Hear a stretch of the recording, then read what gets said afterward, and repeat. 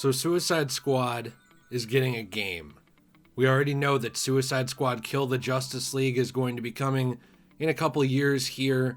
It's a ways off, but I did want to talk about some other characters that I would actually love to see in the game that I think we deserve to see. We are entitled. Now, I would like to see these characters because I think they could add a lot of different elements to the game. We are not sure if the only playable roster is what we saw in the DC Fandom CGI trailer, or if there's more to it than that lineup.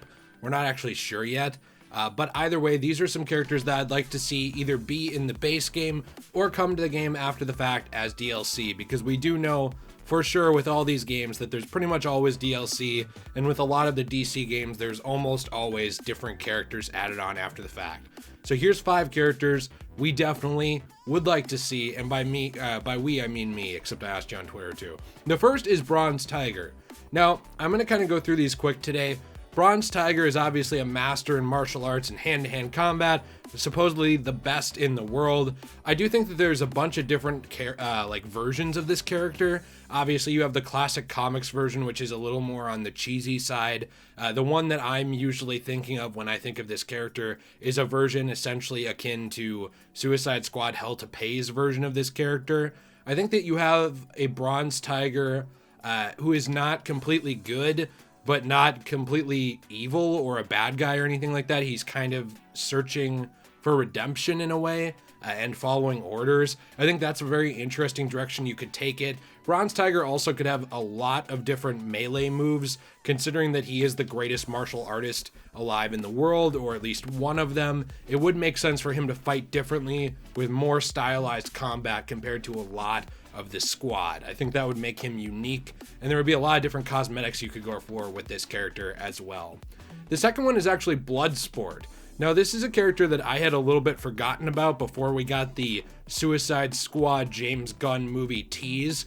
On one hand, it does tie into the movie, and they definitely like doing that because, obviously you want to create cross-promotional interest where you can in all these characters and games and different services. So that's one thing. I do want to say that you probably would want to have a character like Robert Dubois and not Alex Trent. Alex Trent was the second Bloodsport.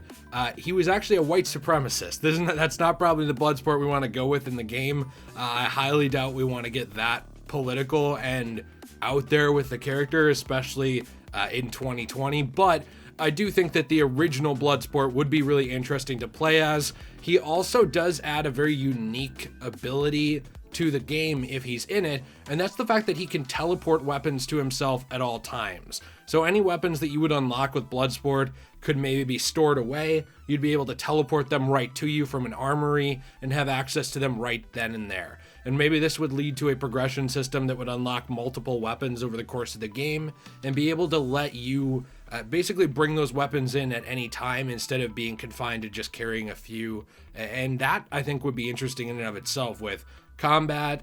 We don't know fully what the combat's going to be, but we can definitely surmise that there is going to be combat. So it would definitely add a new, interesting take to that system.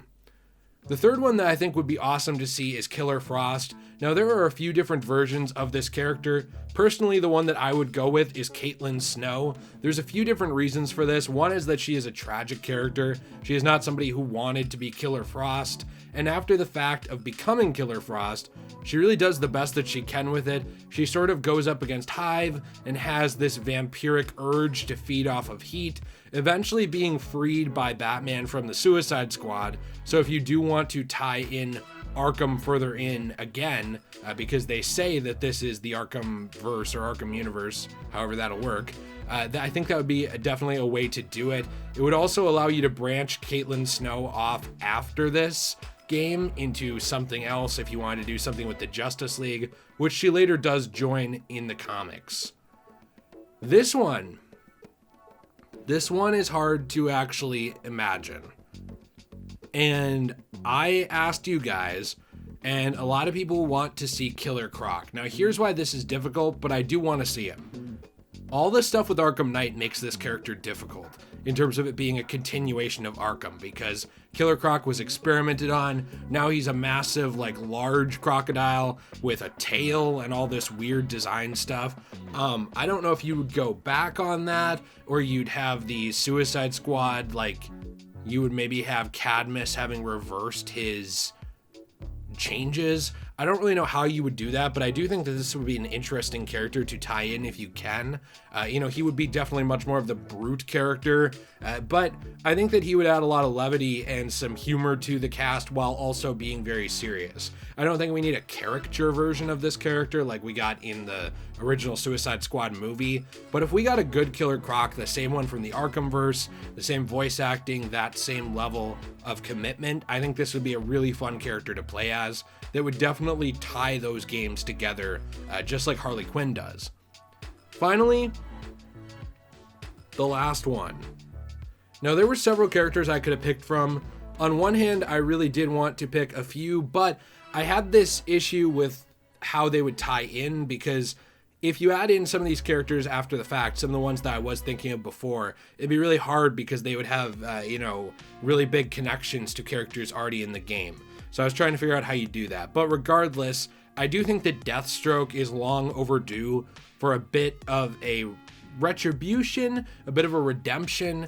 Deathstroke is not really given the time of day in Arkham Knight. He really gets kind of pushed aside very quickly in that game, in terms of just being in the background after Arkham Knight, after that threat is sort of taken care of, and then just essentially becoming a tank battle. Deathstroke didn't deserve that. Deathstroke deserves more. And also, by the way, the original Suicide Squad teaser in the Arkham universe with Miranda Waller, oh wow, Miranda Waller, am I insane? Amanda Waller, wow, was actually taking place in Blackgate with Deathstroke. I mean, it was Amanda Waller actually approached Deathstroke and offered him a chance to get out and essentially work for her, and this was the Suicide Squad. This was why people were expecting a Suicide Squad game for years. We never ever got one. We finally are now. So it doesn't make sense to not include Deathstroke, the guy who really started it all in this universe with that post-credits tease. And also, if you do include Deathstroke, he would be able to bring a wide range of cosmetics, abilities, different fighting styles. I mean, he's great with guns, he's great with swords, hand-to-hand combat, he's very acrobatic, he has almost a healing factor to him, depending on the version we're going with, but generally he pretty much always has that healing factor, which would be very interesting in terms of the combat and in terms of the gameplay.